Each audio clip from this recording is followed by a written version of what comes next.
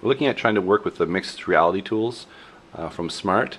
And so I have a Collada file here that was created on Google SketchUp by some of my students. It's a flood control dam that they wanted to work on a project. So if I just use the mouse, it can rotate around and I have functionality there. So that's great. Now, can we get the cube to work? So I don't have a cube. What I have is the printout of the cube.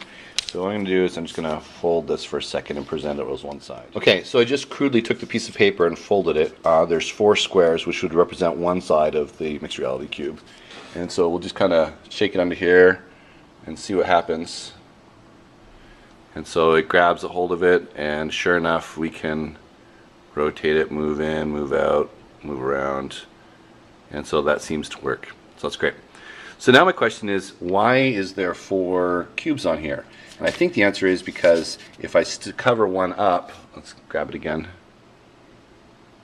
If I cover one of these squares up, I maintain functionality of the cube.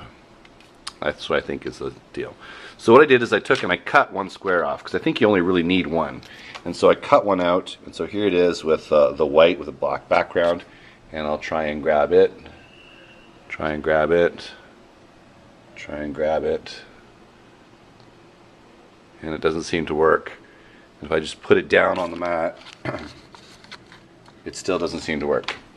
However, if I switch to the same basic idea but with a white outline and see what happens.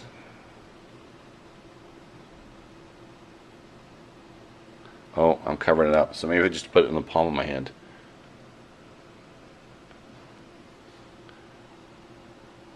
So there we go. So apparently I was covering it up with a little bit with my finger, and so it seems to be working well if I just do that. So the next thing that I did is I 3D printed a little cube here off of Thingiverse using the new MakerBot. And so my plan is to glue this onto here and then make a little mini mixed reality cube, knowing that I'll have to be very careful not to put my finger on the edges. So I have gone and cut out one of the cubes. There's four here. I'm going to choose the bottom right hand corner for each one, and I think it's going to be important that I pick this one, and this one, the same orientation for the whole thing.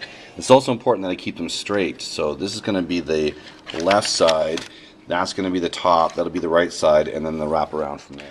So what I've done is I've cut out of each of the faces, I've cut out the bottom right hand corner of each one, and then taped it, which is using masking tape, packing tape, and just taped it, keeping the orientation right, and keeping it intact. So we'll see what happens when we put it on our 3D model.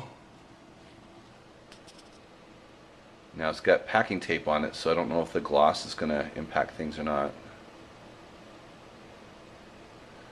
Okay, so we have grabbed it, it can move around, there we go, and as I rotate it, keep my fingers out of the way.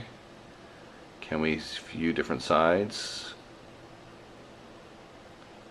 Okay, so we can move it around, okay.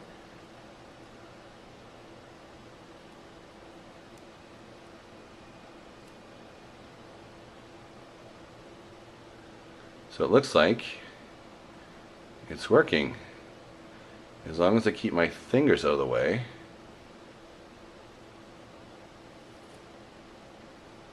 Oh, and now it's gone. Didn't like that at all. Oh, there it goes. Now it's back. Okay, so as long as I keep my fingers out of the way, it seems to rotate quite nicely. So it's good. So the next step of this is then to 3D print.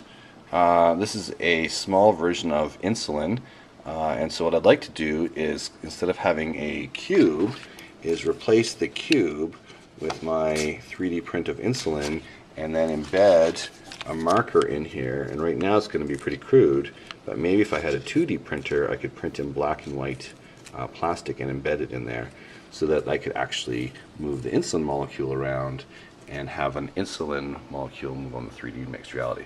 But it appears as though the cube works as long as you keep your fingers out of the way, and it's something as crude as that seems to work.